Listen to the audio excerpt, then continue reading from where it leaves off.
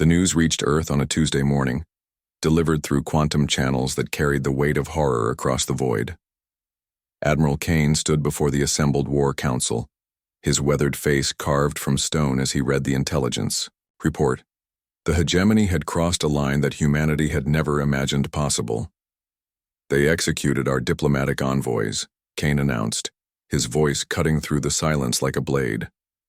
All 7 members of the peace delegation, the 3 women among them, were subjected to public execution by hanging in the capital square of Nexus Prime. The room erupted in controlled fury. General Torres slammed her fist against the metal table, causing data tablets to jump. Those monsters used our attempt at peace as propaganda. They broadcast it across their entire network. Colonel Brooks, humanity's foremost expert on alien psychology, shook his head grimly. The hegemony views mercy as weakness. Our diplomatic approach only convinced them that humans could be crushed without consequence. The hegemony had ruled the galaxy for 3 millennia, subjugating species after species through overwhelming technological superiority and ruthless efficiency.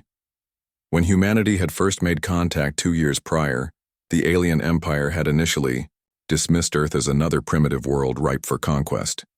The diplomatic mission was humanity's attempt to avoid the fate that had befallen countless other civilizations. That attempt had ended in flames and rope. Admiral Kane activated the holographic display, showing the current disposition of human forces. The hegemony believes they have dealt with the human problem. They are about to learn otherwise. Humanity had spent the past century preparing for the possibility of hostile first contact. While the hegemony had grown complacent in their dominance, humans had forged themselves into the finest warriors the galaxy had ever seen. Every human colony was a fortress. Every human ship was a weapon. Every human citizen was a soldier. The first phase of Operation Retribution began at dawn on 17 different worlds simultaneously. Human strike teams, hidden within civilian transport vessels, emerged from hyperspace near hegemony outposts. The aliens had grown so confident in their superiority that their border defenses had become ceremonial. Captain Miller led the assault on Kepler Station, the hegemony's primary intelligence hub in the Outer Rim. Her team moved through the corridors like death itself, their advanced armor systems rendering them nearly invisible to alien sensors. The station's defenders, tall insectoid creatures with 4 arms and compound eyes, had never faced an enemy that refused to submit. "Target the command center," Miller ordered through her comm system. "Show them what happens when they harm our people." The battle was swift and decisive. Human weapons, designed for maximum lethality rather than the hegemony's preference for intimidation, tore through alien defenses. Within 6 hours, every hegemony installation in the Outer Rim had fallen silent. The hegemony's response was predictable. Fleet Admiral Vex, the Empire's supreme military commander, assembled the largest armada in galactic history. 3,000 vessels converged on Earth's location, confident that overwhelming force would crush human resistance once and for all. They found humanity waiting. Admiral Kane commanded the defense from his flagship, the Vengeance, a dreadnought-class vessel that embodied human engineering philosophy. Where hegemony ships prioritized size and intimidation, human vessels were built for war. Every system was redundant. Every weapon was lethal. Every armor plate was designed to absorb punishment and keep fighting. "Admiral," reported Commander Price from the sensor station, "Hegemony fleet is dropping out of hyperspace. 3,000 vessels confirmed." Kane smiled grimly. "Signal all ships. Commence Operation Wrath." The battle for Earth lasted 18 hours. The hegemony had expected human ships to flee or surrender when faced with impossible odds.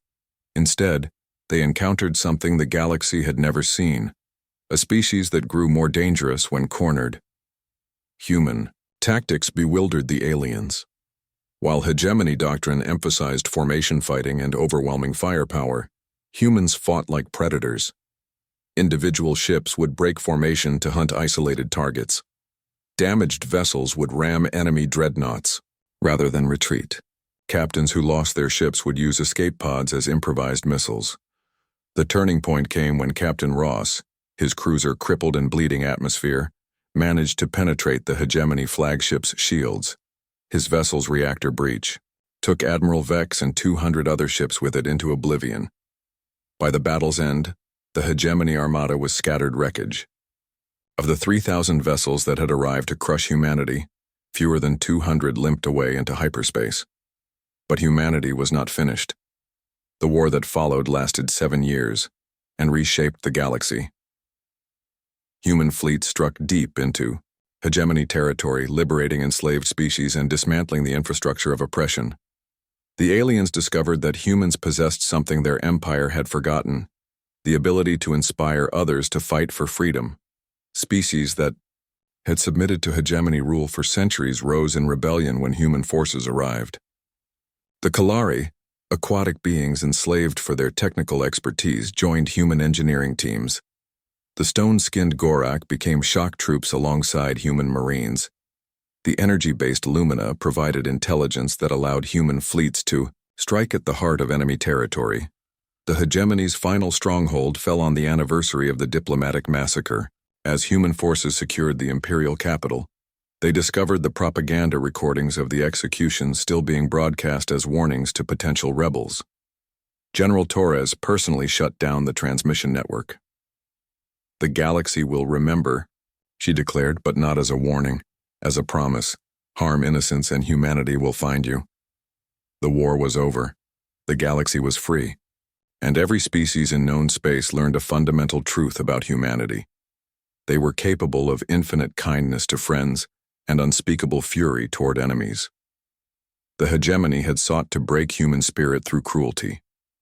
Instead, they had awakened something that would reshape the stars themselves. In their arrogance, they had forgotten that humans were not prey animals to be intimidated. They were apex predators who had clawed their way to the top of their homeworld's food chain through determination, intelligence, and an absolute refusal to surrender. The executed diplomats were honored with monuments on every liberated world. Their sacrifice had not purchased peace, but something far more valuable: the freedom of the galaxy itself.